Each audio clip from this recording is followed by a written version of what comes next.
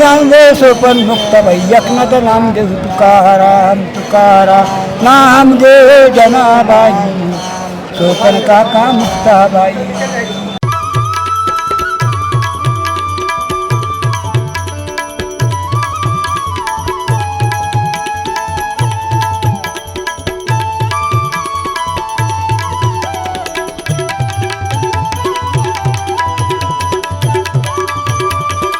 पांडुरंग आले म्हणून रुक्मिणी रुसून येत आली आहे. अच्छा हा नदी काढायला ती खरी रुक्मिणी. अच्छा तिकडे आहेत का? ओके. आणि इथे ते किती पिढी आहात ते सांगा. मी नामदेव महाराजांची 18वी पिढी. ते इम्पॉर्टंट आहे. विठ्ठलाचे पायी म्हणेने बैसलो भीमा तेरी पंढरी.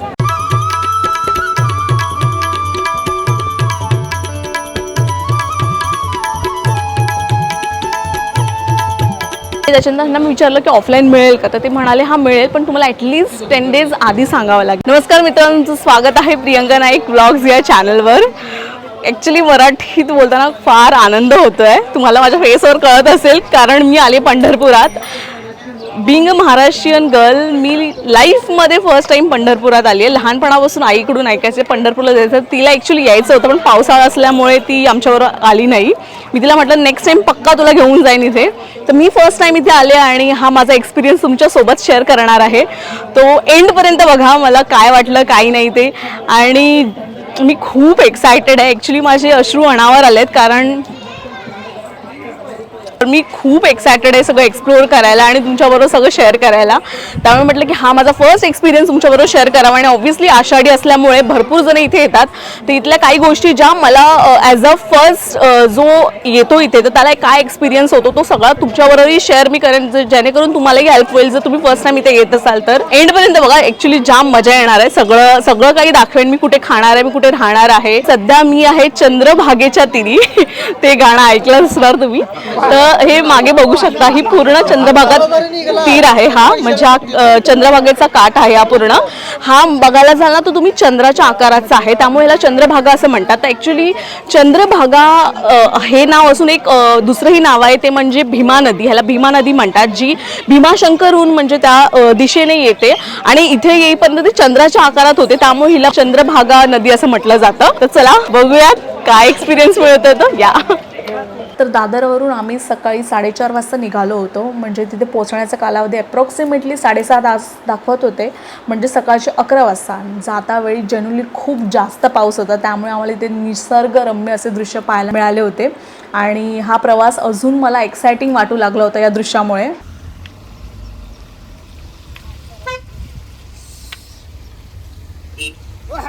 पंढरपुरात पोचताच पाहिलं तर इथे पाऊसच नव्हता, त्यामुळे तिकडच्या लोकांना विचारलं मी की इथे बरोबर पाऊस का नाही आहे, तेव्हा ते म्हणाले इथे आषाढी एकादशीनंतर पाऊस सुरू होतो. आणि हे माझं हॉटेल रूम होतं, हे 3 लोकांसाठी एकदम परफेक्ट होतं. ह्याचे सगळे डिटेल्स मी डिस्क्रिप्शन बॉक्समध्ये दिलेत, एकदा बघून घ्यात.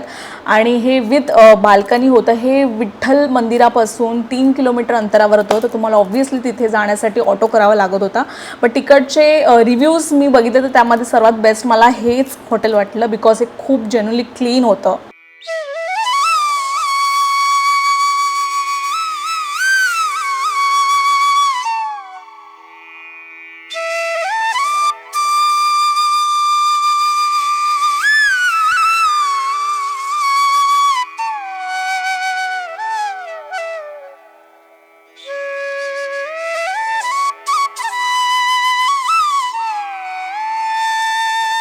हे पुंडलिकांचं देऊळ आहे.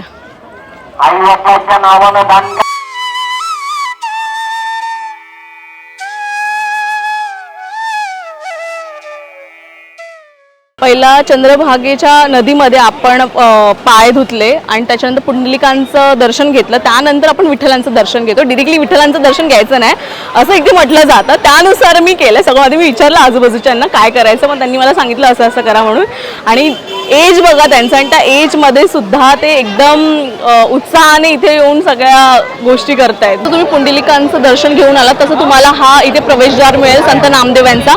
यांच्या खाली कॉर्नरलाच तुम्ही ना इथे मुखदर्शनासाठी लाईन असते, ह्या साईडने सोडतात. ठीक आहे, या साईडने सोडल्याच्या नंतर त्याच्याच एक्झॅक्टली लेफ्ट साईडला ना चौकशी कक्ष लिहिलंय बघा. चौकशी कक्षाच्या कॉर्नरला आहे ना इथे फुटवेअर्स ठेवायला, चप्पल ठेवण्यासाठी आहे इकडे. आणि त्याच्या आतमधल्या साईडला बघा दिसते तुम्हाला त्याच्या आतमधल्या साईडने तुम्हाला VIP दर्शनासाठी जायचं, बोर्ड लिहिलेलं आहे टू टोकन दर्शन. ठीक आहे, टोकन तर ऑलरेडी तुमच्याकडे पास असणारच आहे, तर डिरेक्टली तुम्ही तसं जाऊ शकता. ठीक, हा स्ट्रक्चर किती जुना दिसतोय. टू टोकन दर्शन गेट, त्यानुसार जायचं आपल्याला. तर माझं दर्शन झालं आहे पूर्ण. मी इथून एंट्री केलेली VIP पासची. VIP म्हणजे ऑनलाईन जे दर्शन मिळतं टोकन तुम्हाला, ते मिळाल्याच्या नंतर विठ्ठलांचं दर्शन घेतलं. विठ्ठलांच्या नंतरच तिथे रुक्मिणीचं दर्शन घेतलं. रुक्मिणीचं दर्शन घेऊन मी बाहेर आले आणि इथे मुळात लॉकर होतं. ते म्हणाले की इथे तुम्ही बॅग्स किंवा मोबाईल्स वगैरे कॅरी करून नाही जाऊ शकत, तर तिथे मंदिराचाच बॅगसाठी एक लॉकर आहे, तिकडे जाऊन ठेवू शकता. मोबाईल आणि बॅग सगळं सबमिट करू शकता तुम्ही.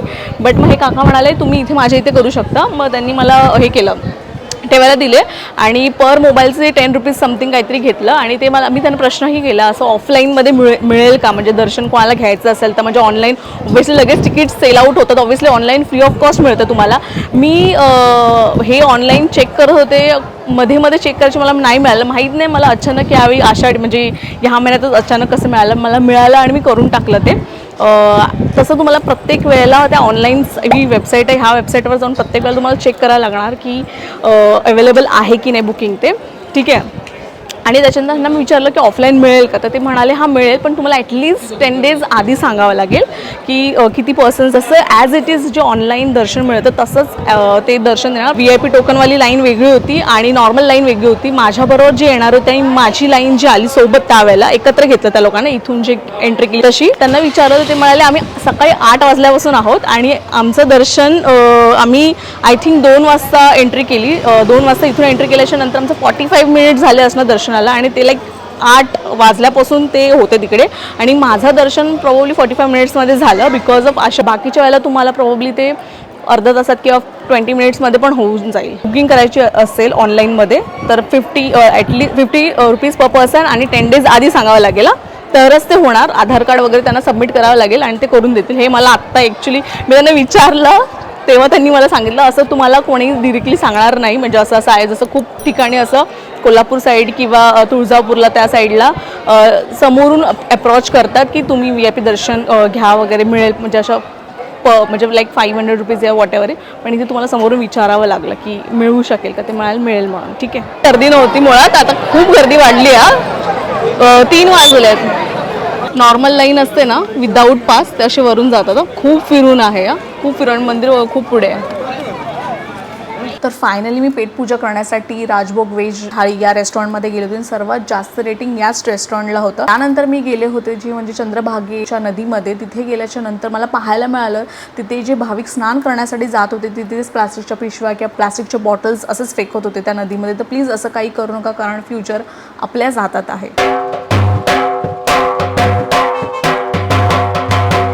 आजोबा किती वर्षापासून येता इथे वारीला? 20 वर्षापासून येता. तुम्ही तुमचे आई वडील पण तुमच्या बरोबर यायचे की तुम्ही एकटेच यायचं, कसं काय? अच्छा, हे पांडुरंगाचा वेळ तुम्हाला 20 वर्षापासून लागलाय? वडील गेल्याच्या तुम्ही यायला लागला. किती वर्ष, वय किती आहे? वय माझी 80 वर्षाची. 80? कुठच्या आहात? कुठच्या आहात? गाव कोणतं? औरंगाबाद. अच्छा, जत्रेला आलाय तुम्ही? आषाढीच्या जत्रेशिवाय जात नाही, जत्रेसाठी आलाय? राम राम राजा राम राम राम. आई वडील सेवा करण्यासाठी पुंडलिक आली होती नदीला. पण ती नदीला गेल्यानंतर ही विठ्ठलाची मूर्ती तिथे भेटायला गेली होत्या. मग पुंडलिक काय म्हणला, मी वीट फेकतो, माझी सेवा होस तर तू जिथं उभा राहा. हे कितीतरी युग होऊन गेलेले आहेत. आणि हे रुक्मिणी आहे, तिकडं खरी रुक्मिणी. ही पांडुरंग आली म्हणून रुक्मिणी रुसून येत आली आहे. अच्छा, हा, नदी काढायला ती खरी रुक्मिणी. अच्छा, तिकडे आहेत का? ओके. आणि इथे ते बसवलेली मूर्ती आहे पहिल्यापासून आहे. आता माझं 75 वय आहे. 75 आहे. वाटत व्यसन नाही, काय नाही, कसले व्यसन नाही, गोळी नाही, BP नाही, शुगर नाही, काय नाही. वा, शिका. 19 सालचा जन्म आहे माझा. 7वीनं शाळा सोडली 1951. हा. पांडव देवात लग्न झालं 76 साली, 3/12/76ला. अच्छा. 30 तास लागतील दर्शनाला वारीच्या वेळेला? वारीच्या वेळेला. बापरे. आता 4-5 तास लागते. हा. नॉर्मल याच्या पास शिवाय ना? किती वर्षापासून तुमचं शॉप आहे इथे, दुकान? आमची वाढ वाढल्यापासून आहे. हा का? वाढ वाढल्यापासून. तुमचं वय काय? माझं वय 75 आहे. मी मुद्दाम प्रश्न प्रत्येकाला विचारते इथे, कारण की इकडचे कोणच वयस्कर असे वाटत नाहीयेत, सगळे यंग वाटतात मला. म्हणजे हे मला आता 65चे वाटत होते, ते पण 65चे वाटत होते. तेव्हा का ते लिहिलेलं वाचत काय काय वरती लिहिलेलं आम्ही पहिली पेशवाई विठ्ठलांचे पायी म्हणून बसलो पंढरी भीमातिरी.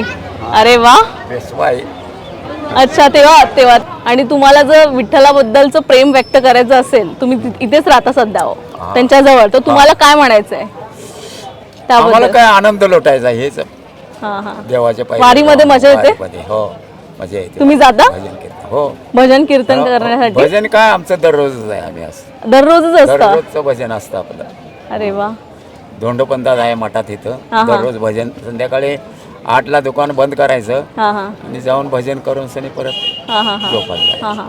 आणि जर कोणाला इथे दर्शनासाठी यायचं असेल तर सर्वात चांगली वेळ कोणती आहे? शनिवार रविवार तेवढे यायचं नाही, इतर वेळेला यायचं 1 तासाभरात दर्शन होतं. अच्छा, शनिवार रविवार सोडून? हा, शनिवार रविवार सोडून 1 तास ते 2 तासात दर्शन होतं. आणि आषाढीमध्ये तर नाहीच म्हणताय तुम्ही? आषाढीमध्ये तर 24 तासाचे पुढे 36 तास सुद्धा लागते. इथे तुम्हाला खूप वेगवेगळ्या प्रकारची वाद्य मिळतील. मी संत नामदेव महाराज यांच्या जन्मस्थानी आहे, बघूयात या. माझा आदित्य सोपान नामदास. मी श्री संत शिव नामदेव महाराज यांचा 18वा वंशज. सध्या या वास्तूमध्ये आहे. नामदेव महाराजांची 18वी पिढी. ते इम्पॉर्टंट आहे, हा. कारण की जे ऍक्च्युली हिस्ट्रीपेक्षा जे आता प्रेझेंटमध्ये आहे ते तुम्ही बघा, आणि इथे येऊन मुळात इकडची हिस्ट्री तुम्हाला कळली पाहिजे. ओनली पंढरपूरचं तुम्ही दर्शन करून जाता ते मला पर्सनली बरोबर नाही वाटत होतं, म्हणून मी आजूबाजूला खूप फिरले आणि खूप जणांनी मला इथे रेकमेंड केलं, तुम्ही इथे जाऊन करा, व्हिजिट करा, तुम्हाला सगळी हिस्ट्री कळली इकडची कशी काय आहे ते. आणि इकडे किती फॅमिली राहतात तुम्ही म्हणाला? आमचं कुटुंब 40 ते 45 जणांचं आमचं कुटुंब आहे. इथं नामदेव महाराजांचे जवळजवळ आता माझे काका वगैरे मिळून 8 जण काका आहेत मला. त्या 8 जणांचे वडील सगळे मिळून झाले. ते 5 जण मेन आहेत. त्या 5 जण आम्ही मेन आहेत. त्या 5 जणांना 8 मुलं सख्खे चुलत मिळून आम्ही सगळे मिळून आम्ही आमचं 40 ते 45 लोकांचं कुटुंब राहतो. आणि ह्यांच्याबद्दल सांगा, कारण की मी इथे म्हणाली पांडुरंग, पण ते म्हणाले पांडुरंग तुम्ही ते बघता. पांडुरंगाचंच प्रतीक, पांडुरंगाचीच प्रतिमा. पण हे काय त्या मूर्तीला नामदेव महाराजांनी प्रेमानं नाव दिलं ते म्हणजे ती केशिराज. या केशिराज का नाव पडलं? भगवान परमात्मा ही मूर्ती आमच्या इथे का आली? कधीपासून आहे? नामदेव घरात हे नामदेव महाराजांच्या काळातच प्रकट झाली, ज्यावेळेस नामदेवांचं वय 5-6 वर्षाचं होतं. 5-6 वर्षाचं? 5-6 वर्षाचं वय होतं. नामदेव महाराजांना नुकतंच दिवाळी सण वगैरे कळायला लागला. नामदेव महाराजांच्या आईनं सांगितलं की बाळा उद्या सकाळी लवकर उठायचं, नरक चतुर्दशी उद्या तेल उठणं लावून अभ्यंग स्नान करायचं, नवीन कपडे घालायचे, दीपोत्सव करायचा, फराळाला केलेलं मिठाई गोड काय असेल ते खायचं, पेढे वगैरे असं करायचं. एवढा सगळा आनंद असतो का? आई नामदेव महाराजांनी विचार राहिला. हो म्हणले, एवढा सगळं असतो. मग मी माझ्या देवाला आणू का म्हणले. आता लहान लेकराला आई काय म्हणणार आपल्याला, जा आण. मग भगवान परमात्म्याला नामदेव महाराज नरक चतुर्दशी दिवशी पहाटे काकडा आरती व्हायच्या आधीच घेण्यासाठी रावळामध्ये गेले. सण दिवाळीचा आला, नामा रावळसे गेला, हाती धरून देवासी चला आमच्या घरचे. पांडुरंग परमात्मा विनंती केली, चला देव आज दिवाळी आमच्या घरी, चला तुम्ही उपचार घ्या. असं म्हणत नामदेवांनी विनवणी केली. पांडुरंग परमात्मा म्हणाला, मी काही येऊ शकत नाही, कारण आज दिवाळीचा सण आहे. आता पुजारी लोक येतील, महापूजा चालू होईल, त्या दिवशी महापूजा राहील, तो पहिला दिवाळीचा सण असला आणि महापूजा होईल का ते काय माहित नाही मला, तू आमच्या घरी आला पाहिजे. मग देवाने एक युक्ती लढवली. नामदेव महाराज म्हणले, तू माझ्या जागेवर उभा, मी तुझ्या घरी जाऊन येतो. नामदेव महाराज जगामध्ये असे एकमेव भक्त आहेत त्याला देवाची जागा भेटली, म्हणजे देवाच्या गादीवर नामदेव महाराजांना उभारायचं भाग्य प्राप्त झालं, कारण इतके महान श्रेष्ठ आहेत. त्यामुळे भगवान परमात्मा नामदेवाला विठेवर उभा केलं आणि स्वतः भगवान परमात्मा नामदेवाच्या घरी आले. घरी आल्यानंतर आईसाहेबांनी केली की चला तुम्ही नामदेव महाराजांनी आमंत्रण दिलंय, काय असेल ते दिवाळीचं. माझा मुलगा कुठे म्हणली. आईसाहेबांनी देवाला प्रश्न केला. देवाला प्रश्न केल्यानंतर आईसाहेब पांडुरंग परमात्म्याला, तुझा मुलगा तिथं विठेवर उभारला म्हणले. ते मला काय माहित नाही, माझ्या मुलाला घेऊन ये, माझा एकुलता एक मुलगा सोडून मी तुला आंघोळ घालणार नाही. भगवान परमात्मा म्हणला, आता पुजारी पूजा करणार होते ते तेलही गेलं आणि इकडे तूप भेटणार होतं हे तूप गेलं, म्हणजे तेलही गेलं आणि तूपही गेलं. भगवान परमात्मा थोडं नाराज झाला, पण भगवान परमात्मा आईसाहेबाला समजून सांगितलं, माझ्या गादीवर तुझा पोरगा उभारलाय म्हणल्यावर आईसाहेबांना राहवलं नाही, मला चला दाखवा म्हणलं.